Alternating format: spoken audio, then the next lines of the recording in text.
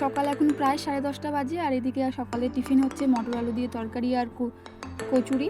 এটার মধ্যে পুর দেওয়া রয়েছে ছাতুর। এটা এতটা ভালো খেতে যে আমি কি বলবো। আগে একদিনও মা নিয়ে এসেছিলো, সেটা আমার ভীষণ ভালো লেগেছিলো, তো আমি বললাম যে আর একদিন নিয়ে আসতে।